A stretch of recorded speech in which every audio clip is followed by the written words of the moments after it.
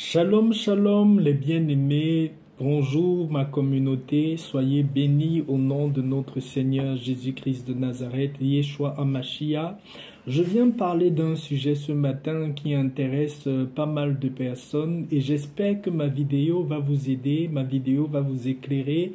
Cette vidéo va vous donner quelques signes et signaux où vous devez faire attention pour ne pas vous laisser embrigader par des personnes mal intentionnées.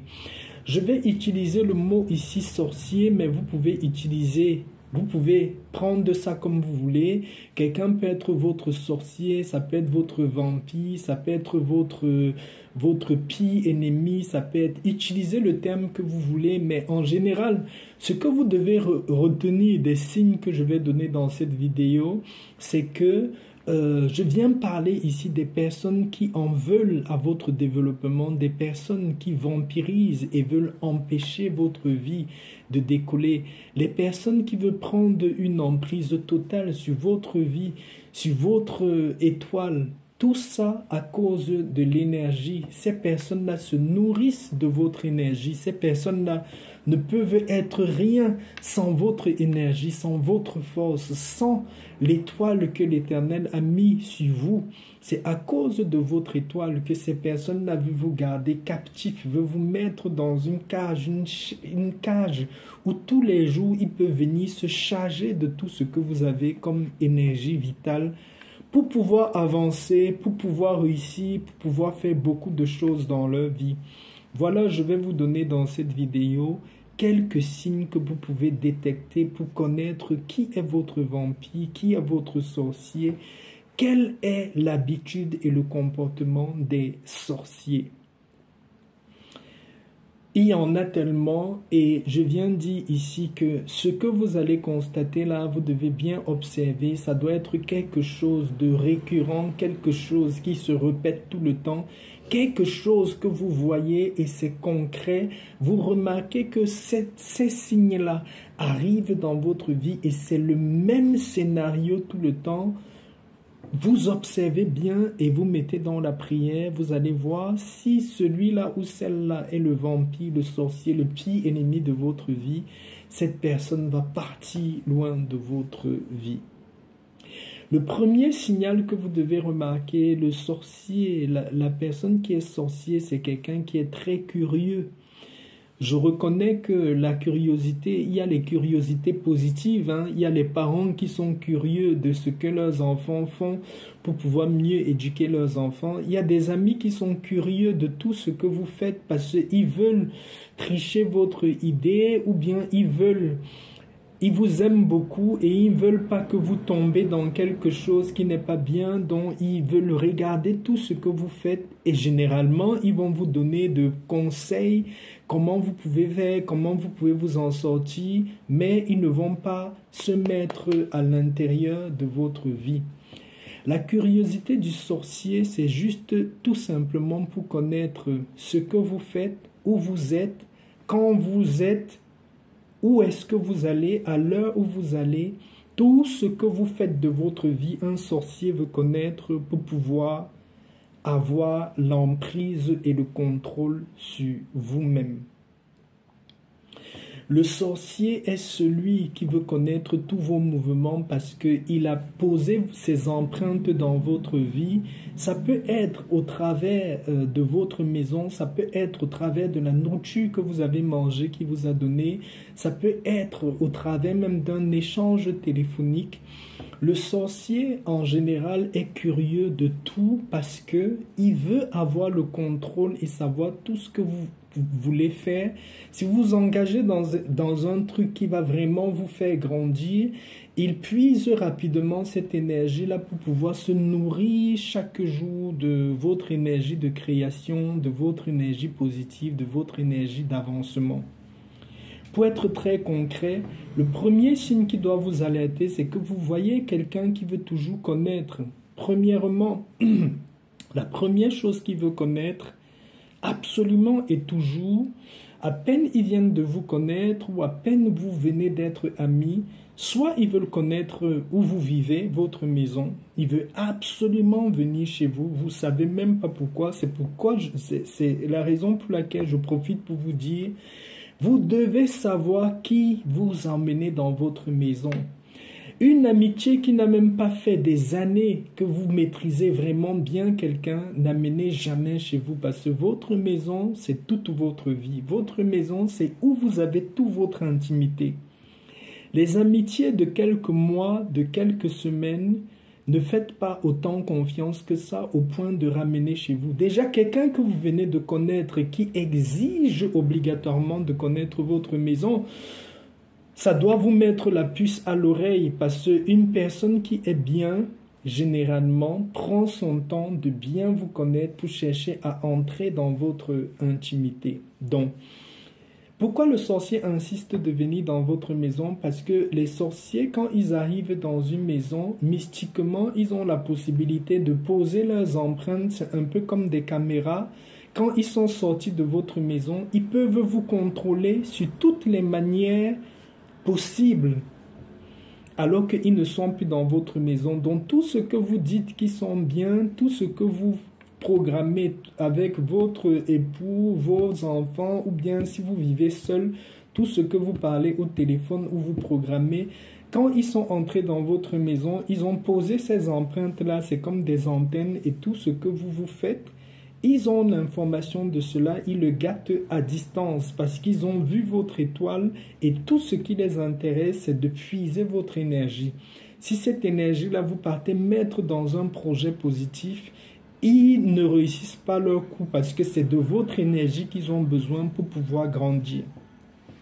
Ça, c'est le premier signe. Quelqu'un qui veut automatiquement venir chez vous. Si vous ne maîtrisez pas vraiment quelqu'un, même un membre de votre famille que vous n'avez pas vraiment confiance, si vous avez déjà déménagé avant de remontrer votre maison ou ramener quelqu'un dans votre maison, vous devez bien consulter l'Éternel dans la prière, beaucoup prier et lui demander de vous montrer réellement quel est le visage de cette personne-là avant de ramener chez vous.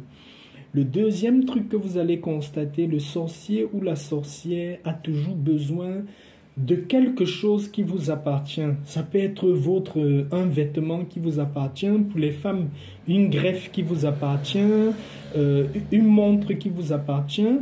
Votre meilleur ami ou votre meilleure copine va vous dire est-ce que tu peux me prêter ta greffe? Est-ce que tu peux me prêter ta montre juste pour une soirée et tout ça? Faites très attention, ne prêtez pas ce qui vous appartient aux gens que vous ne connaissez pas. Même si vous connaissez quelqu'un, ne prêtez jamais vos habits à quelqu'un. Je dis bien jamais, jamais, jamais. Jamais, à moins que ce soit la personne avec qui vous couchez dans la même maison. Je ne sais pas comment vous expliquer. Bon, un homme ne change pas ses vêtements avec sa femme. Déjà, même la loi naturelle fait même que vous n'allez même pas partager les vêtements si ce n'est que les t-shirts et les petits trucs à la maison.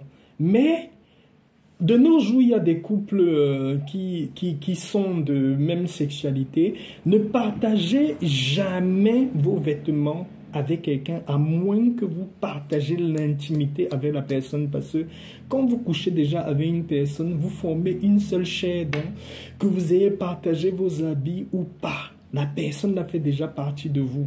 Mais dans le cas contraire, ne partagez jamais vos vêtements avec quelqu'un.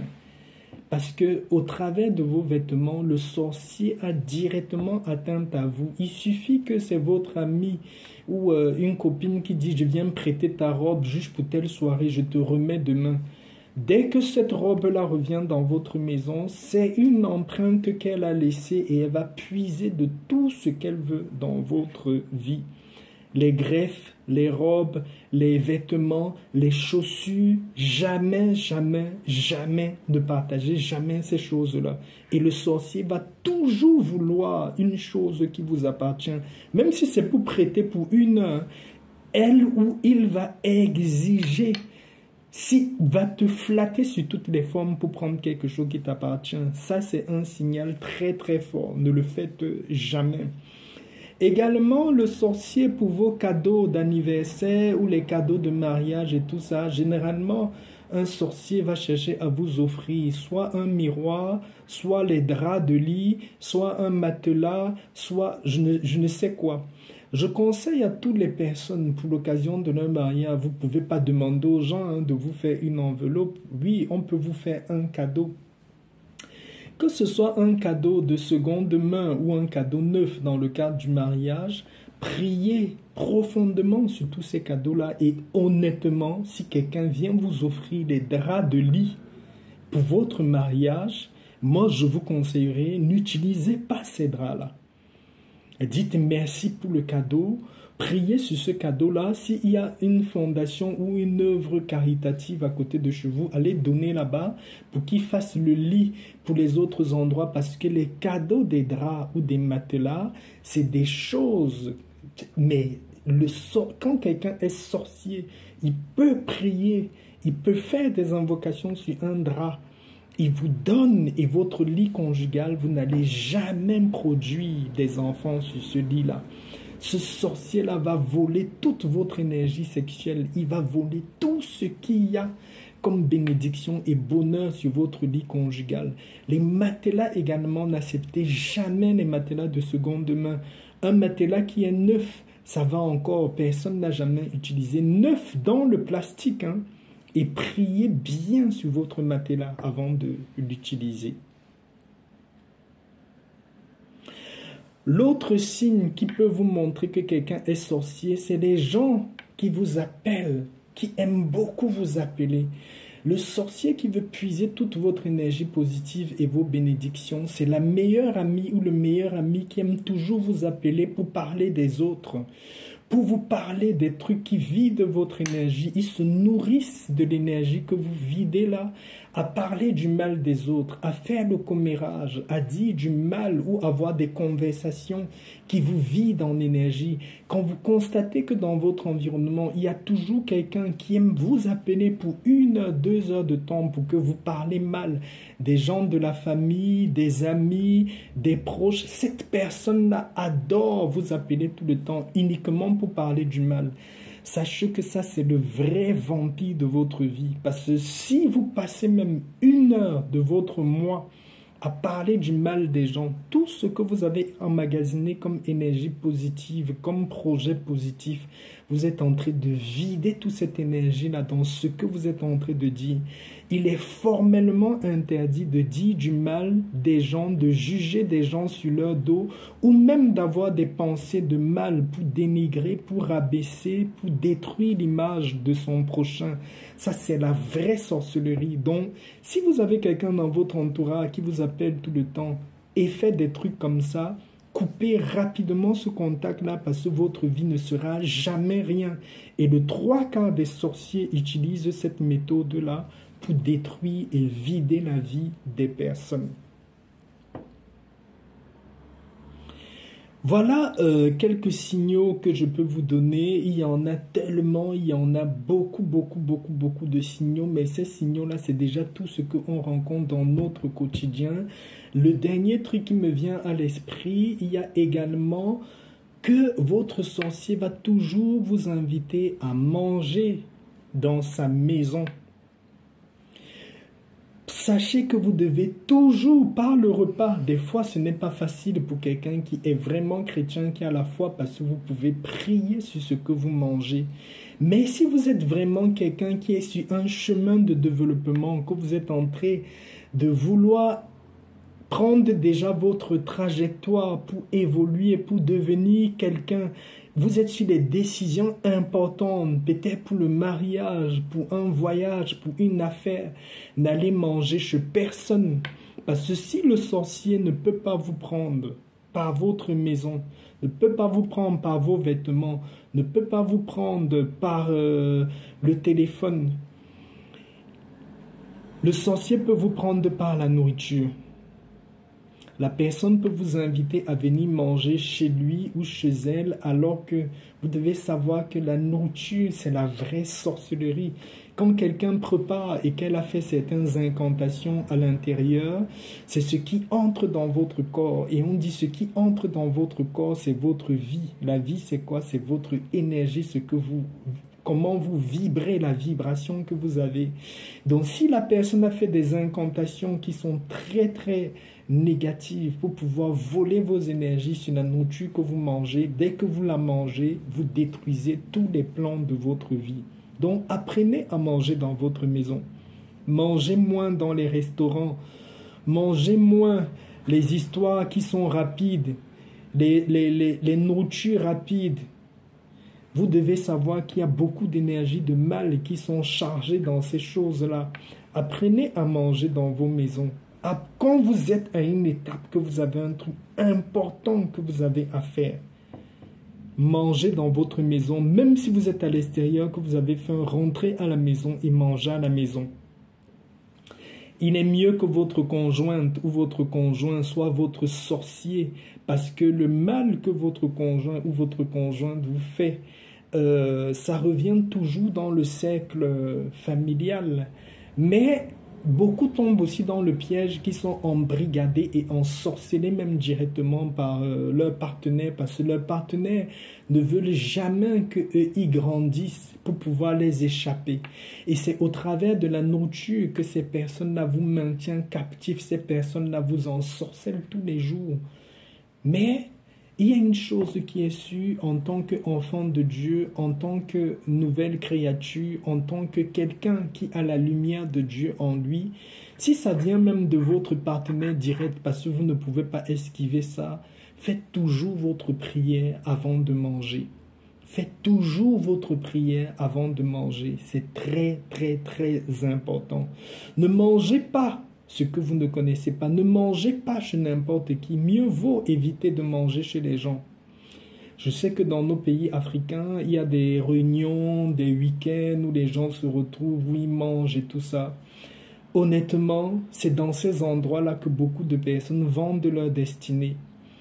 C'est la tournée, vous devez manger telle semaine chez l'autre, après l'autre semaine, vous allez manger chez l'autre, l'autre semaine, vous allez manger chez l'autre, et après on vous dit que vous êtes dans un groupe qui est un groupe de sorcellerie. Vous ne savez pas comment vous êtes entré dans la sorcellerie, là. C'est tout simplement qu'il y a une personne parmi vous qui était sorcière, et le jour où la réunion se tenait chez cette personne-là a ensorcelé ce que vous avez mangé. Et dès que vous avez fini la réunion chez cette personne-là, votre vie a commencé à se dégrader. Les choses que vous ne comprenez même pas d'où ça vient, ça commence à arriver parce que cette personne-là, ce jour-là, a pris contrôle de vous tous et peut vous piloter comme elle veut, à sa guise, comme elle entend, puisque vous avez mangé chez elle. Donc moi, je vous conseillerais les groupes, les rassemblements communautaires et tout ça. Vous devez beaucoup prier et consulter l'Éternel pour savoir dans quel groupe vous partez. Même si c'est un groupe de chrétiens, même si c'est un groupe de l'église, il est mieux de rester dans son coin. Vous pouvez participer à certaines activités communautaires sans être impliqué dans les choses. En étant impliqué dans les choses, il y a toujours un mauvais grain. Soyez bien affermis dans la prière. Voilà, je voulais vous donner ces signes-là pour reconnaître tous les sorciers et les sorcières qui sont autour de vous. Faites attention à vous. Continuez à rester ferme dans la foi. Gardez une énergie positive. Restez connecté vraiment à la nature. Restez connecté à votre environnement naturel. Restez le plus positif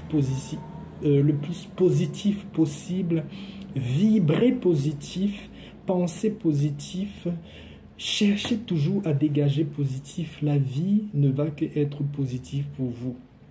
Voilà, j'arrête cette vidéo. Bonne journée et à la prochaine vidéo. Shalom, shalom.